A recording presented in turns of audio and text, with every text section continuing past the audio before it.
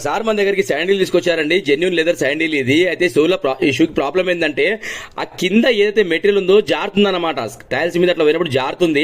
అయితే సార్ ఏమన్నారంటే కింద లేయర్ వేయండి బాబు అని చెప్తే, సార్ 100% సార్ ఎక్సలెంట్ లేయర్ ఉంటుంది మన దగ్గర, లేయర్ వేద్దాము, అది వేసినాక మీ స్కిట్ అనే మాటనే ఉండదు సార్, నా గ్యారంటీ అని చెప్పిన సార్కి.